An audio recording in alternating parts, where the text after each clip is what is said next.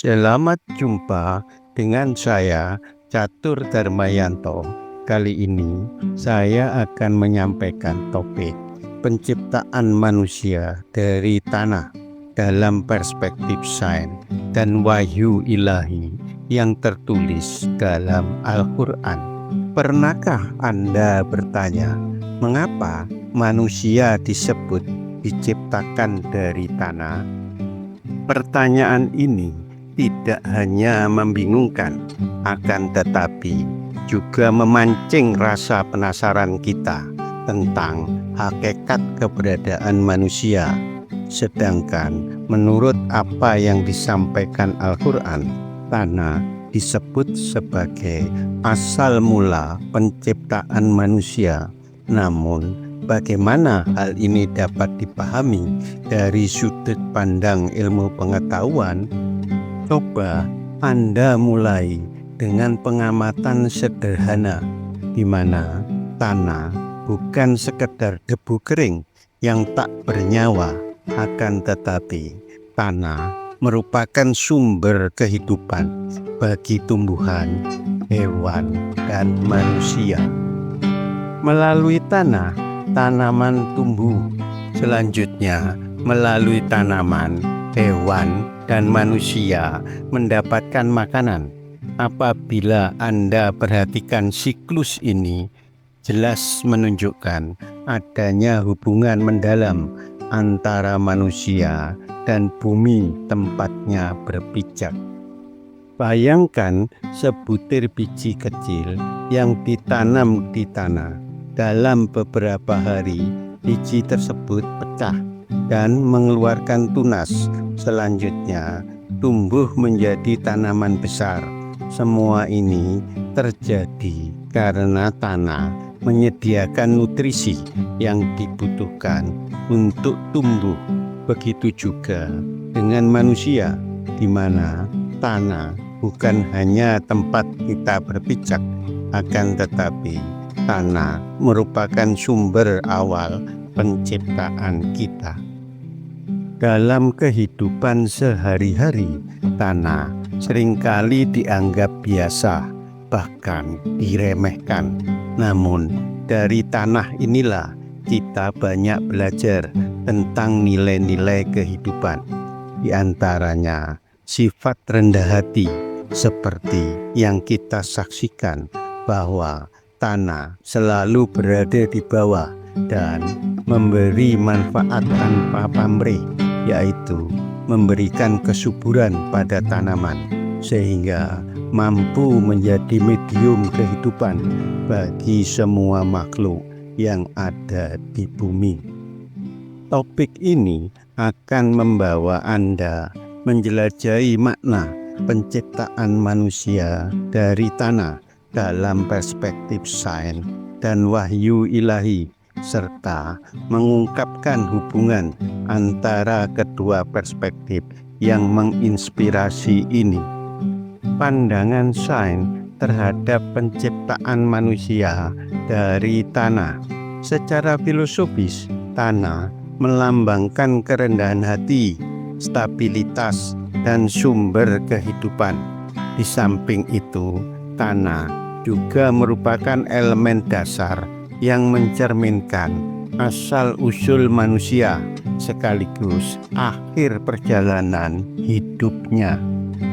Hal ini dinyatakan dengan ungkapan yang tidak hanya religius tetapi juga ilmiah, yaitu dari tanah kita diciptakan dan ke tanah kita kembali, sehingga tanah menjadi saksi awal kehidupan manusia sekaligus tempat manusia bersatu kembali setelah meninggalkan dunia. Dalam filsafat, tanah sering diasosiasikan dengan elemen dasar kehidupan. Oleh karenanya, banyak tradisi budaya dan spiritual di dunia menyebut tanah sebagai ibu pertiwi atau asal kehidupan.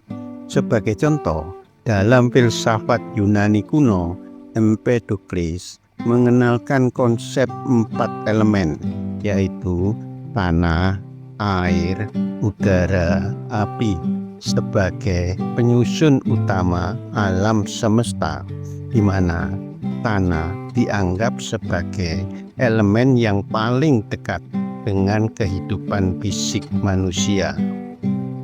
Dari sudut pandang ilmu pengetahuan, komponen pembentuk utama tubuh manusia terdiri dari unsur-unsur kimia yang juga ditemukan pada elemen penyusun tanah, seperti unsur-unsur karbon, oksigen, nitrogen, fosfor, dan hidrogen. Unsur-unsur ini berasal dari bahan organik dalam tanah yang terakumulasi melalui siklus alam, atau dengan kata lain dapat disebutkan bahwa tubuh manusia merupakan bagian integral dari siklus ekosistem bumi. Ilmu geologi dan biokimia menjelaskan bahwa tanah terbentuk dari pelapukan batuan selama jutaan tahun. Pelapukan ini menghasilkan unsur-unsur mineral yang menjadi sumber nutrisi bagi makhluk hidup.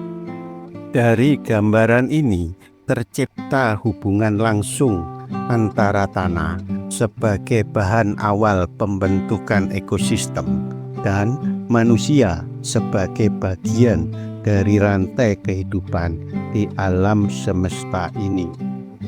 Ilmu biologi modern menjelaskan bahwa tubuh manusia terdiri dari 60% air dan 40% unsur-unsur kimia, di mana diketahui bahwa mayoritas unsur-unsur kimia ini dapat ditemukan dalam tanah, seperti unsur kalsium untuk tulang, magnesium untuk fungsi otot, dan fosfor untuk energi seluler yang kesemuanya berasal dari tanah.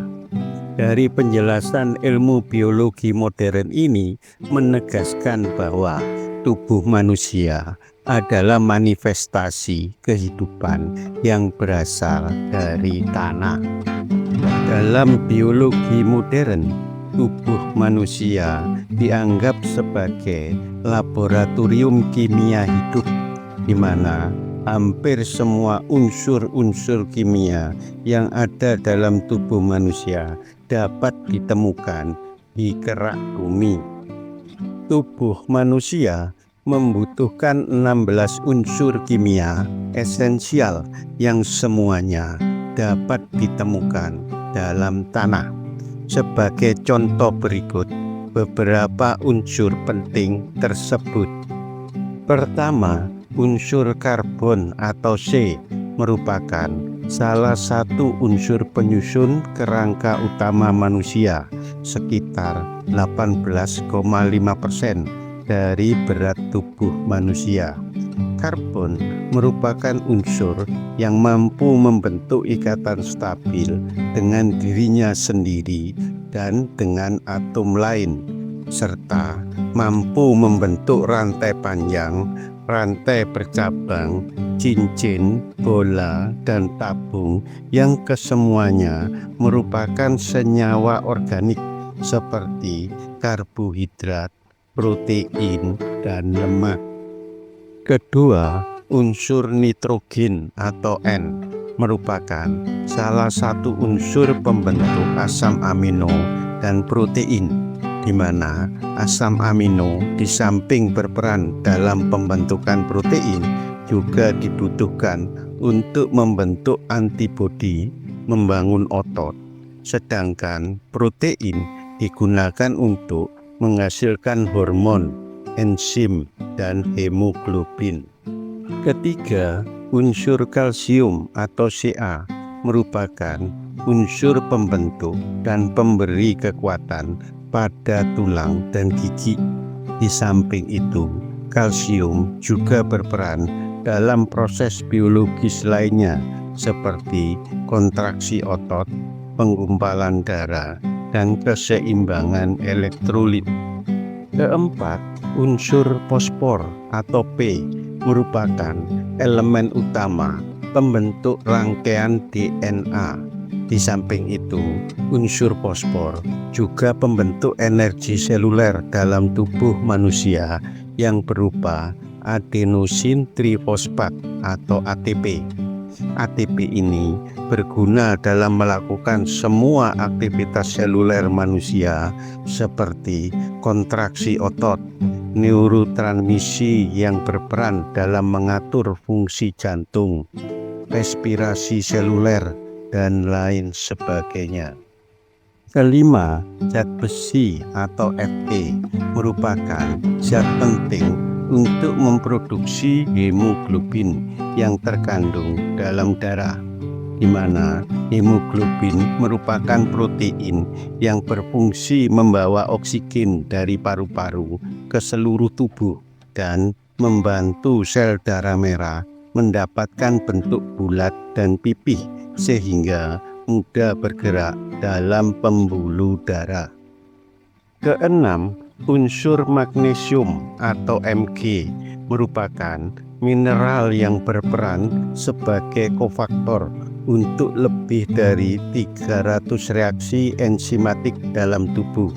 Magnesium ini membantu mengatur reaksi biokimia dalam tubuh seperti sintesis protein, metabolisme energi, dan fungsi sistem imun, dan masih banyak fungsi-fungsi lainnya.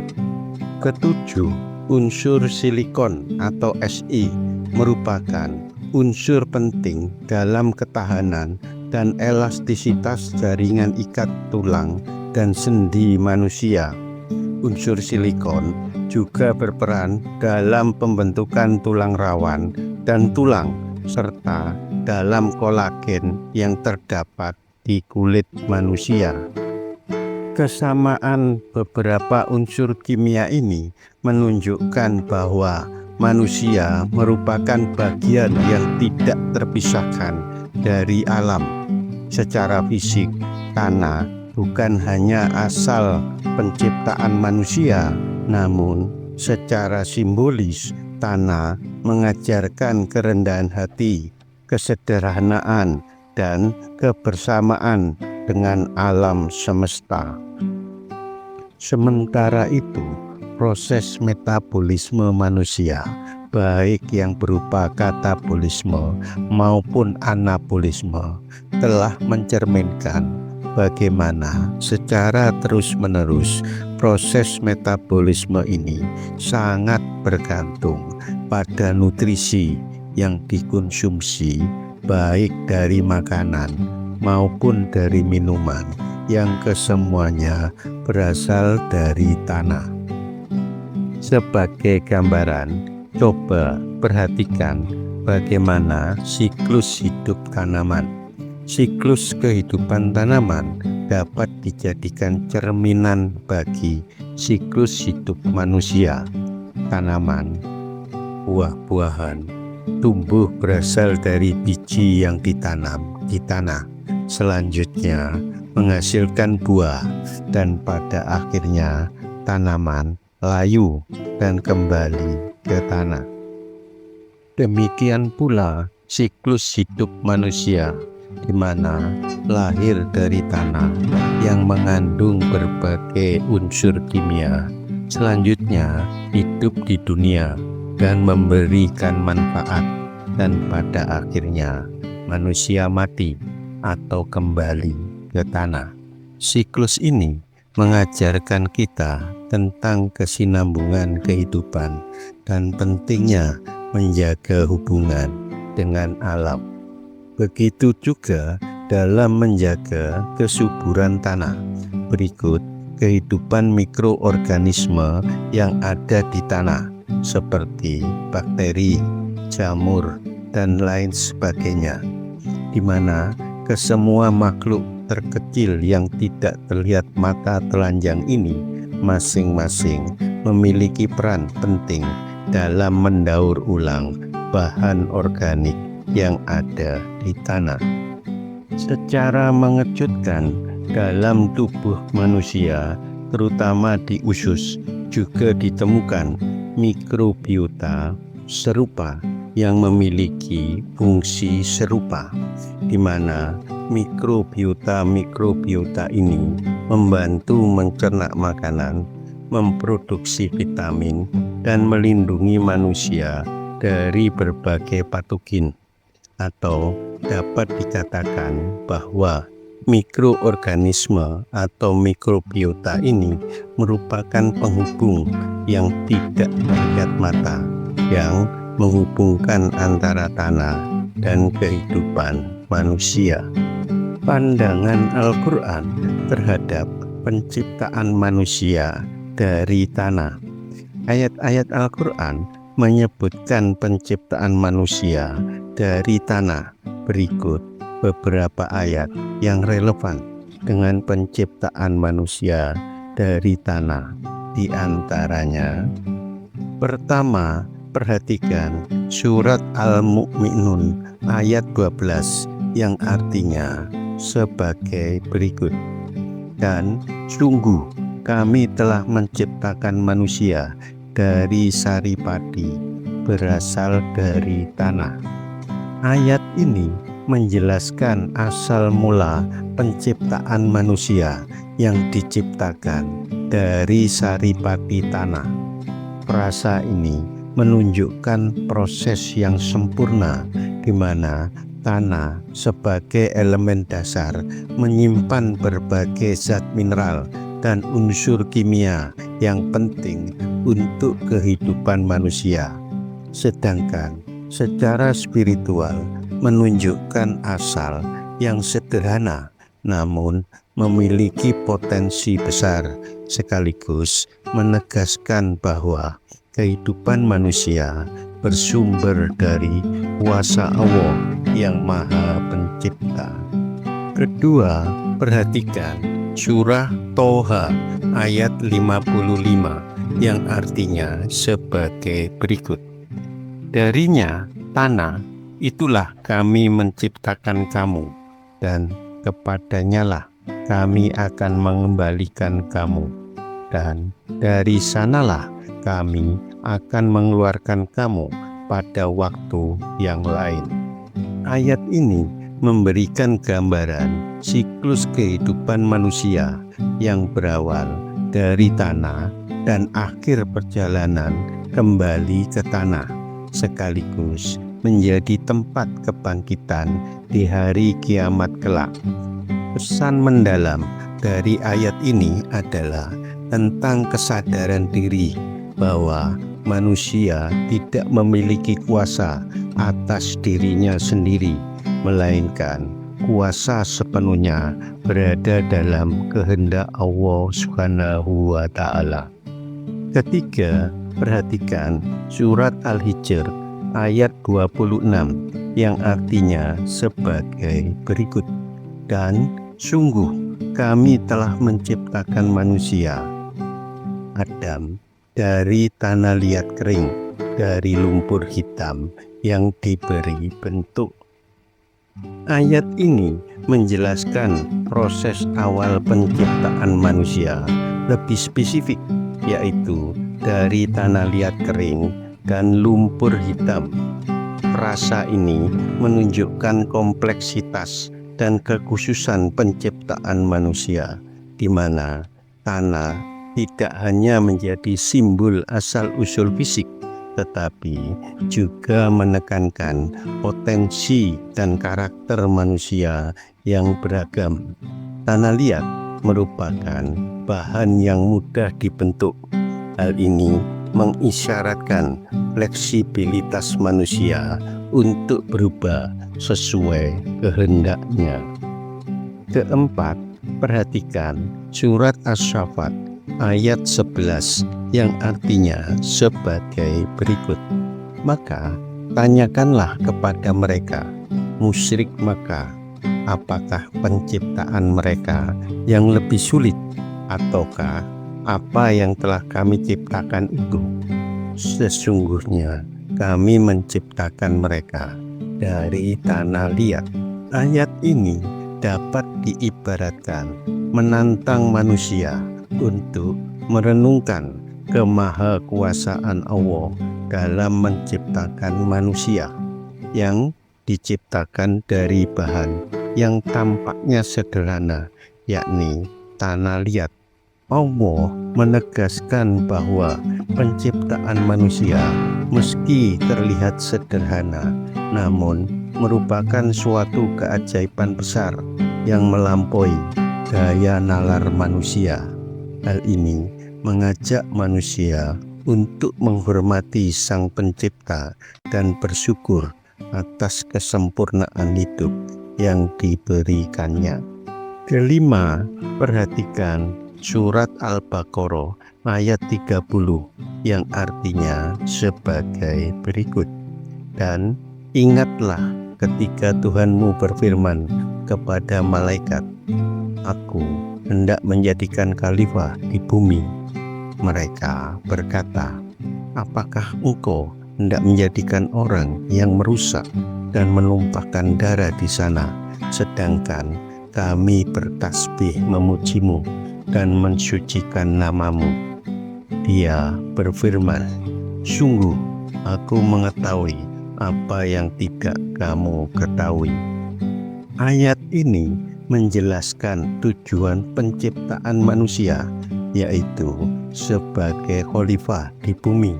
Walaupun manusia diciptakan dari tanah, namun Allah Subhanahu wa Ta'ala menganugerahkan manusia tujuan mulia, yaitu sebagai khalifah guna menjaga dan memelihara bumi beserta isinya. Ayat ini menegaskan keunikan manusia yang tidak hanya memiliki elemen fisik dari tanah, tetapi juga ruh dari Allah yang memberikan manusia potensi intelektual, spiritual, dan moral untuk menjalankan amanah yang dibebankan padanya. Korelasi sains dan wahyu ilahi. Sains dan wahyu ilahi keduanya sama-sama memberikan pandangan yang saling melengkapi. Al-Quran sebagai wahyu ilahi memberikan inspirasi sekaligus petunjuk awal tentang asal-usul penciptaan manusia. Sementara sains menjelaskan secara rinci dan detail bagaimana keterkaitan manusia dengan alam, khususnya tanah. Refleksi dari kedua pandangan ini menunjukkan pada kita bahwa dengan mempelajari ilmu pengetahuan tidak hanya memperluas wawasan dan pola pikir kita, akan tetapi juga akan memperkuat keimanan kita kepada Sang Pencipta. Manusia diciptakan dari tanah sebagaimana disebutkan dalam beberapa ayat Al-Quran dan dibuktikan oleh ilmu pengetahuan. Korelasi ini menunjukkan bahwa manusia merupakan bagian dari alam dan bukan entitas yang terpisah dari alam, sehingga dengan memahami asal-usul penciptaan manusia, kita diingatkan untuk lebih rendah hati, bersyukur, dan selalu ikut menjaga lingkungan. Kesimpulan, manusia berasal dari tanah dan secara fisik telah ditunjukkan oleh beberapa temuan ilmiah, sedangkan ayat-ayat Al-Quran telah memberikan petunjuk penciptaan manusia dari tanah. Oleh karenanya, kedua perspektif ini merupakan perpaduan antara fakta biologis dan makna spiritualnya. Tanah merupakan simbol kesederhanaan dan keterhubungan manusia dengan alam serta kerendahan hati. Namun, dengan ruh yang dihembuskan Allah Subhanahu wa Ta'ala, manusia diberi potensi luar biasa untuk menjadi pemimpin atau khalifah di muka bumi. Tanah mengajarkan kita kerendahan hati dan keberkahan. Oleh karenanya, dari tanah kita berasal dan ke tanah kita akan kembali. Sehingga dari tanah kita belajar untuk menghargai kehidupan serta bersyukur atas penciptaannya, sehingga nikmat hidup yang kita peroleh di dunia ini setidaknya mampu menjalankan peran sebagai khalifah dengan penuh tanggung jawab. Sebagai penutup, dengan memahami dari mana kita berasal dan bagaimana hubungan kita dengan tanah, kita diajak untuk lebih rendah hati, peduli terhadap lingkungan, dan seharusnya makin mendekatkan diri kepada Sang Pencipta. Untuk itu, marilah kita bersyukur seraya berdoa atas keajaiban penciptaan manusia beserta nikmat yang telah diberikannya. Ya Allah, jadikanlah kami hamba-Mu yang selalu bersyukur atas hikmah-Mu yang Kau titipkan dalam penciptaan kami. Bimbinglah kami untuk menjaga hubungan baik dengan sesama makhluk-Mu dan alam yang Engkau titipkan. Amin. Terima kasih atas perhatian dan support-nya selama ini. Semoga kita selalu diberi kekuatan untuk selalu belajar.